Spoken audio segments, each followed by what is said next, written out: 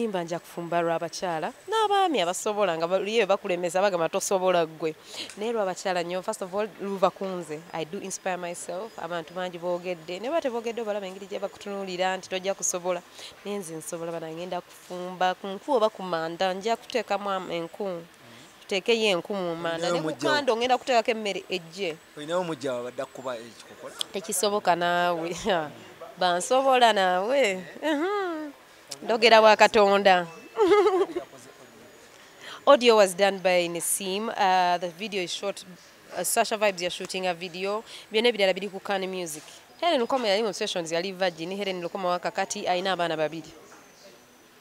Enjawulo. At the end of the day, Obsessions was a dance group. Obsessions is a dance group. Helen Lukoma yimiddenga Helen Lukoma erinnya erirye yekka nga talina mulala gw'ayimiriddeko. Naye nnyimiridde nsinzidde okuinspiringa n'okusanyusa abantu bange abanjagala. Abantu abasinga bali bakumanyi nga dansa. Wayingira otya okuyimba? Nambambi amazina nkyagakunja nfudde. Amazina nkyagakuba. Nze nteekako butesi music olabe. I am still a dancer, but also I am a musician. The thing about ekintu ekiri ku art, bw'oba omuyimbi osobola okukola movie, osobola okukola katemba, okyeyigiriza. Osobola kikola oba oyagala. So byonna mbisobola mbikola. But abantu abasinga balowooza nti okuyimba oyimba just for fun tofunamu ssente kuba tetukulaba ng'okoze bivvulu tukolayo ku concert. Mbadde sinakolayo concert naye mukama wanaaba yagadde nja gikola concert.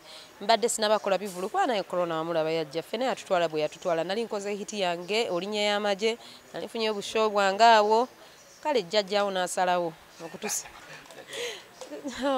naye ngenda kukola ebivvulu byange. Nja kukola show zange. Nja kufunamu akatono here and there naye nja kufunamu ekisingako. Obalansinga otya okuyimba ne family? Buli kimu kirina obudde bwakyo. Sisobola gamba nti family enzibu. Family is here to stay. So nfuna obudde bwa era nga bwe ntuze wano badde ndi waka tute mutabani wange ku ssomero ne mujjayo then nyambala speed nenzija. Musajja takumisinga kuba kati oli muyimbi obeera mu bbaala tabuba. Muli bazibu kisinzira musajja kinaye gwe simanyi type yo naye owange ali ku mulimu kati. Nange ndi ku mulimu kati amisinga kinga ekironja agenda nongenda mu kirigunda era nzira wowe. So aba amisinga ki? Amisinga kinga bikimu. Twakulaba in fact omukyala omu abasinga okuba respected abalinamu ku ssente mu industry wano era abali successful naye wali okwesa omwami w'ebbanga lyonna naye out of the blue n'olaga abantu towatya nti wali wayinza omukutwala. Ekisookebwako omwami wange simukwekangako ate simubalagangako mwaba munoonya ne mumulaba nsijjangako awo nekola conference nti wuuno simukwekangako ate simulagangako naye ate I am proud that ndi mukazi mufumbo so bamulabye tekirina buzibu naye ate siri awo nti bambi mbayita mweyongereyo nja kulwana.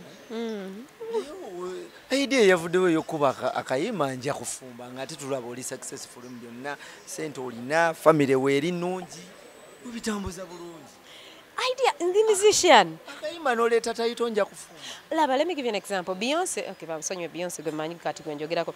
Beyonce yakuba oluyimba all the single ladies. She has never been single. It's about what is art.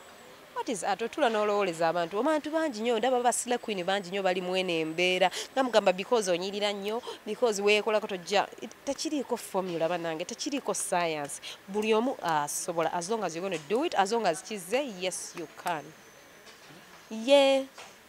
Senja kufumba atolooza ntandika butanди sirinda waye ekya firimu ng'okiyingira okuzanya sinema ate bw'okuyingira otya?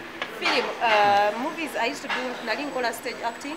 Natandika mu Obsessions acting. Actually even before Obsessions nalinga ngenda ku church. Wafe ku chale makindi ya mami. Nakola bu movies zitu za nyawo. So entertainment nakitandikira ku theater, stage acting nenyingira mu hostel. So yes, I think that's how I started acting professionally for money. For money. Talents. Ebyonna. Bakali byabwere. Oyaga kuzimba mutasa kafero. Kituufu. Ojja kusimba n'ekisingawo.